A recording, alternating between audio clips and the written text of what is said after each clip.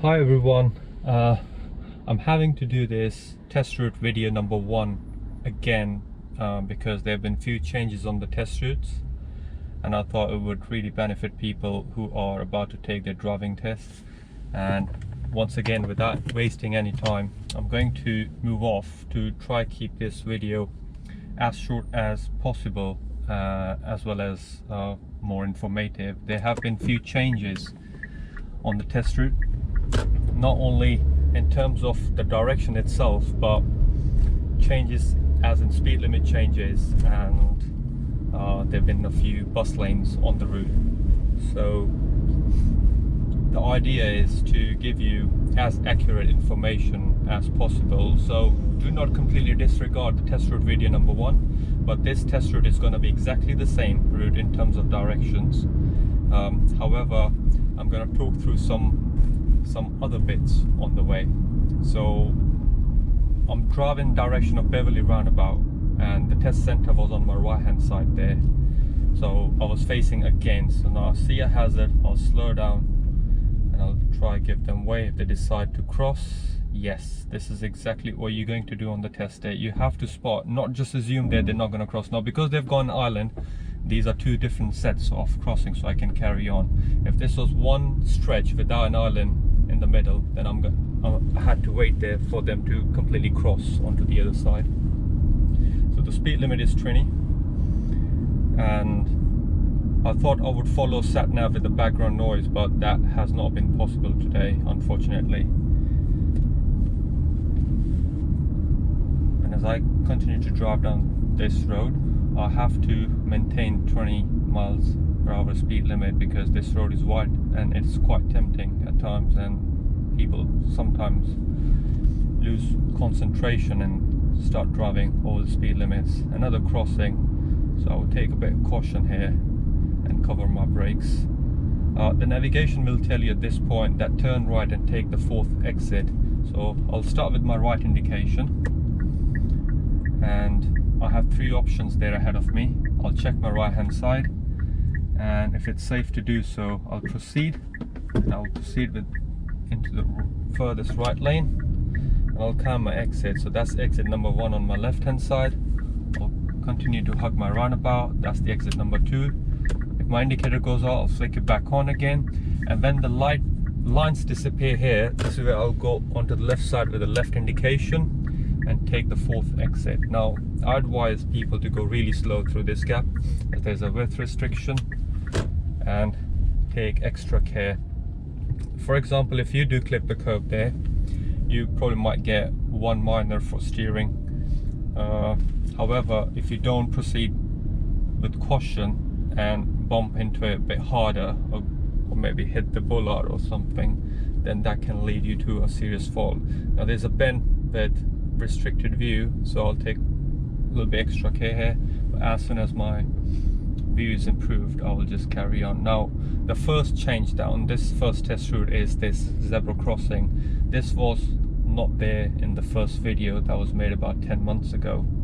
So if your test is around after 2:30 p.m, it's likely there's going to be a school traffic here with a lot of zebra crossing being used. The examiner might ask you to pull up here on the left hand side at some point, so these are all safe spots because there are no restrictions. Now, there's a yellow van restricting my view, and I can see through the gap that there are oncoming traffic. Here, as a learner, I wouldn't risk going in. If I can fit in there, yes, I can fit in there, but I wouldn't risk it.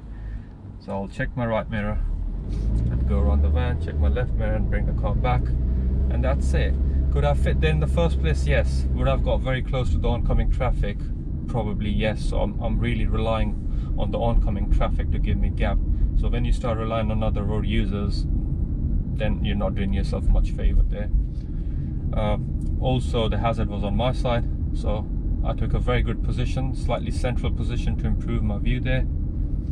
I'll continue to drive 20. The speed limit hasn't changed here. Now, this may seem like an easy day, but it's Sunday, so it's pretty quiet. It may not be this quiet during the week. There are a lot more vehicles on the road. Sometimes they put temporary traffic lights. As you can see, I spot a 30 sign there, so that means it's a third change of speed limit from there on. And assuming that I'm still following the sat nav on the day, sat nav will give me the first warning that at the end of the road turn left approximately 100 yards, and I'll check my mirror, indicate left, and it's a dual carriageway. So I'm gonna make sure I correctly position myself slightly more to the left hand side, check my right side. There are cars approaching, so I'm not gonna risk myself. Okay, another car is indicating turn left. At this point, make sure you get yourself into the left hand lane. Now when you get into the left hand lane here, the navigation will then tell you in about 600 yards, turn right.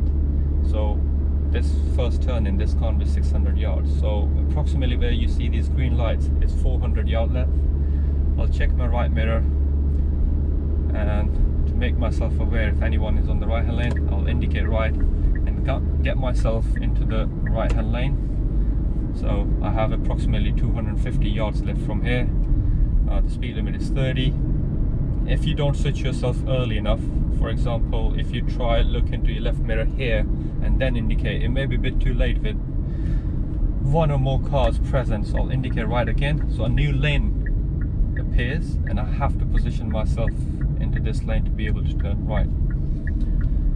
When I turn right into this new road, there's a change of speed limit. Signs hidden behind the tree, but there's one on the right hand side there. And the navigation will tell you bear left, but the examiner will tell you turn left. So they do help you if they sense that you haven't quite taken the information, because that's how there's few flaws in the navigation itself. Now the speed limit is still 20, so if you fail to spot those 20 signs, it's very likely you might go over the speed limit. Enough gap for two of us, but I'm doing approximately 16 here because there was an oncoming vehicle. Taking extra caution, this is central road and plenty of change of direction, so you make sure you check your relevant mirrors. Ahead of me is a speed restricting measure, so I'll slow myself down to help myself easily maneuver around these bends. And as soon as it gets back to the straight road, I can get up to the 19-20 speed limit. One more thing, if you notice there are zigzag lines on my left hand side, yellow markings. The examiners do pull you over here and they said don't worry about anything, and they make you pull over next to this bin on the left, which is what I'm going to do. All this is school marking, it's got timings on it, so it's very likely you're going to be pulled over here. Now the reason they pull you over here is to see how safely you're going to move off, because there's a car parked in ahead of me, so that means I'm going to have to move off into the middle of the road. Not only I'm going to check my left side, if let's say I was ready and I indicated, now because of the oncoming traffic I can't go, so what I'm going to do is I'm going to wait here, as you can see, and I'll check over my right shoulder again and right mirror to make my move when it's clear. Now people might think, oh, there's enough space, but that car is pre-positioned into the middle of the road, so when you move off or do anything, you cannot force an oncoming traffic or the traffic or any other road users to change their speed and direction. If you do so, that can potentially lead you to a straight fail. So the speed limit unchanged.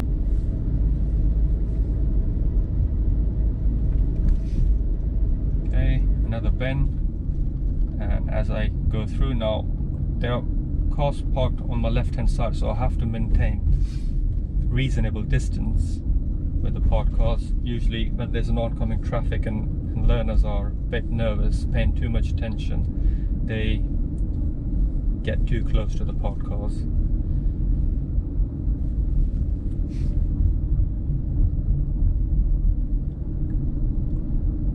Okay, it's a junction here.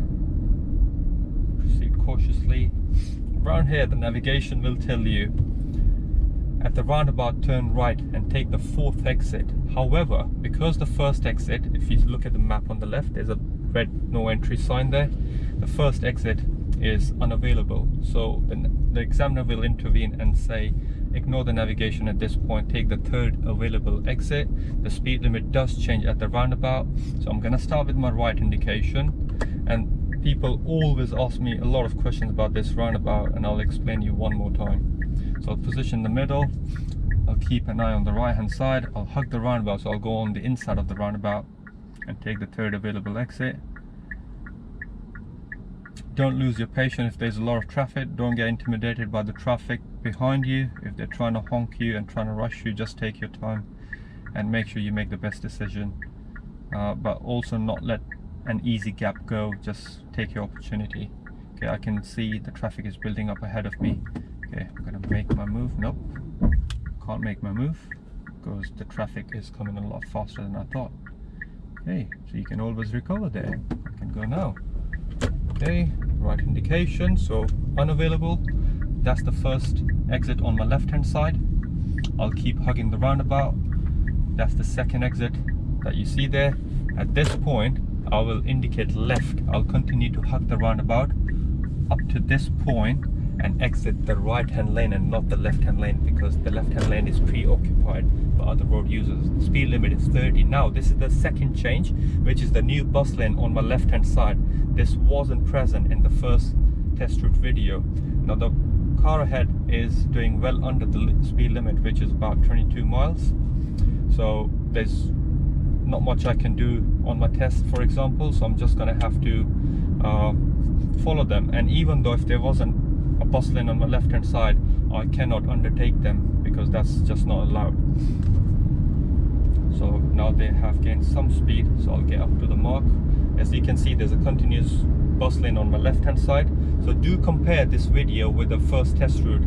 If you watch the first test route, then maybe you can jump forward, like quick forward, and get to this point where this roundabout onwards, and you can see what the changes are. But there are some tricky bits ahead due to the bus lane. That means I'm gonna have to change the bus lane, switch to the left hand lane at some point. Now this car is indicating, and I hope they're finding themselves a place to park there.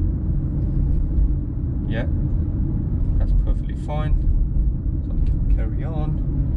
Okay, now I'm still waiting. Now the navigation will tell you about 300 yards turn left, so don't panic, because only because you have a bus lane on the left doesn't mean it's just going to carry on. So now I can see the bus lane coming into an end, mirror signal left. Now I'll continuously check my left mirror for any mopeds.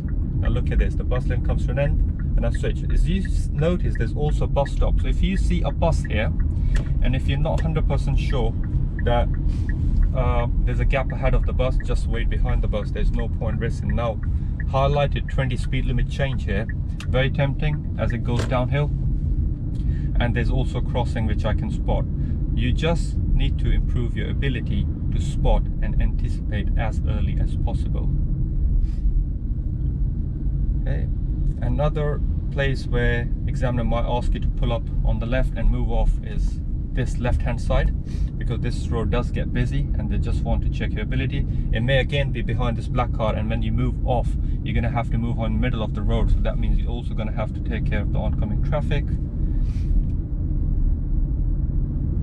And the road does get very narrow around here. As you can see, the blue car on the right hand side is partially parked on the road, so I'll go slowly. If there was an oncoming bus, then I would just hold back, because I know the bus is going to occupy a lot more space there and it might get really tight. The speed limit does change ahead again to 30 miles, and the navigation will ask you to turn right here. This is a passenger side to passenger side junction.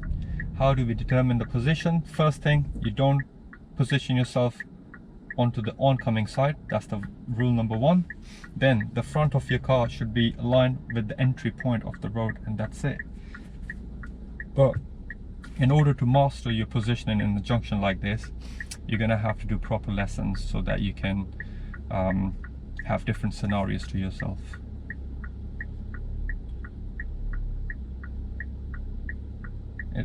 It's also very important that you have noticed your 30 speed limit changes, because when you come through the 20, people start doing 20 turning right at this junction, and then they potentially pick up driving fault, which is use of speed usually. Okay, there's a long queue of oncoming traffic, so they have priority over me, and this junction's taken slightly longer than I thought. But I'll patiently wait here, and I hope I can take the best position. And I'm also guessing that in the first video I did not get into any challenging positions there, so on this occasion I'll have an opportunity. There you go. Okay, this van is gonna be in front. Now, because of this van I can't see anything. If I can't see anything, I'm not going to risk. I'm just gonna simply wait for the traffic lights to change. There you go, it's gone amber, and there you go, silver car coming through, and I can go now. And I'm gonna show good progress. So when I've moved off, I'm moving off at good speed, so I'm getting up to like 25 straight away here, and at 29 I'll just relax myself. And this is what you got to show, that you've got the right skills to be on the road and why you should be driving. As I continue to progress through this road, I'm also aware of the crossings and the speed limit. Now this takes me onto Rosehill roundabout, which a lot of people just don't like for its layout. The examiner will help you here and tell that I suggest you stay in the middle lane. Okay, now because of the bus lane, you're just gonna have to treat the bus lane as the left first lane and stay in the middle lane. Now because there's no traffic ahead of me, the road marking might be clear. There's a change of speed limit here at 20, as you can see, SUTN Sutton, and I'll just follow this bend around and this will lead me into Sutton. However, I do not need to indicate because it's a dedicated lane. I also must add that sometimes people do jump the red light from the right hand side, so if that's the case, you need to brake there, apply brakes and make sure that you do not have a close call or show the signs of being unaware of any hazards. Okay, lights change, nothing on my right hand side despite the fact that the lights are green for me. Okay, and now the road is quite clear, but I can't accelerate any further. I anticipate the lights might change. They haven't, so I'll carry on. I see the speed limit changing back to 30, so I cannot go over 20 until I've come past the speed limit signs and around here. Now even though it's 30, I'll still take some caution because of the junction on the left hand side. As you can see, this person, yes, there's plus traffic lights, so I'm still doing about 19, and from this place on I can just start getting some speed. Some cars parked in my path. I'm doing 26. I'll continue to reduce my speed again just to show some caution, mirror change of direction, and I'll make sure I'm not driving too close because a couple of cars here who've had their wing mirrors missing, like this car on my left, look at that, because people probably be driving too close to them and have had a collision at some point. Okay, I'll continue to drive. There's a bus ahead of me. What do I do on my test? Do I go around the bus? If my view is clear and I have enough time and there's no oncoming traffic and I can safely go around, I would go around the bus. But if my view is restricted, I would just leave a slightly bigger gap with the bus, ideally a bus length gap, and I'll just wait there for the bus to move off. If your view is restricted, just don't risk it. My speed is still 30 on this road, the speed limit, and I'll continue to drive along this road. Just to mention that your independent driving based on navigation would have come to an end where the speed limit changed to 30 on this road. Now the examiner will ask you to take the second turn on the right. That's because the first and the second turns are very close to each other, so make sure you don't indicate here. Make sure you indicate as you come past the first exit, so mirror signal right, and take this turning super slow because it's a turn and then it's a sharp left bend. So I'm killing my speed down to like 6-7 miles an hour, and by doing so I'm making sure I stay on my side. If you enter this road at faster speed, it's very likely you're going to end up on the wrong hand side of the road, and if there's an oncoming traffic then you can get in trouble. The speed limit is unchanged, and at the end of the road the examiner is going to ask me to turn right. Once again, tricky junction, and that's because there's a left side traffic comes around the bend and it's very hard for me to spot them. I can see there's a car coming from the right hand side. Okay, they're indicating turn right, that's fine. Ideally I would wait for the traffic to turn into my road or begin to turn or show the signs of it and not pull out. That's how you must do it. Now the oncoming traffic is driving slightly in the middle of the road, so I'm going to take a little bit of caution. There's a zebra crossing ahead of me, anyone approaching, so I'm doing about 22, 23. there's no one approaching. The road condition isn't great, so I'm gonna be driving a bit slow. But as soon as the road condition improves, I'm gonna start gaining some speed and show progress just about here. And the examiners do take you into the road on the right hand side sometimes if they think you're progressing through the test a bit ahead of the time, so to kill a bit of time and to check your skills on observation, on junctions, moving off, judgment, decision making. They do test you on some of the junctions turning right. Now ahead of me is another traffic light. Traffic light's green now. I'm going to use the left hand lane. That's always recommended because the cars in the right hand lane can indicate too late and wait in the junction to turn right. So on this occasion I can go into the right hand lane because I'm probably going to be the first car, but I would stay on the left hand side. Now these two lanes merge into one where you see across the road is a 30 sign, so the speed limit for me is unchanged. The 40 that you notice on your left side is for this A217 going left or turning right at the traffic lights. So here I'm making myself aware of the traffic behind me on the right hand lane, because if that traffic on the right hand lane continues straight ahead, which is most time, they're gonna merge with me just where the 30 sign is. So make sure you don't start your merge too early in the middle of the junction. Okay, I have a blue car on my right hand side, which now I'll anticipate that they will join me as we merge. So if I move off and I haven't shown enough progress, then it's very likely they're gonna come in front of me and I'm gonna have to merge behind them. But if my progress is better than theirs, in a better position, then I will continue to check my mirror and start positioning my car ahead of me, given that I have a safe gap with them.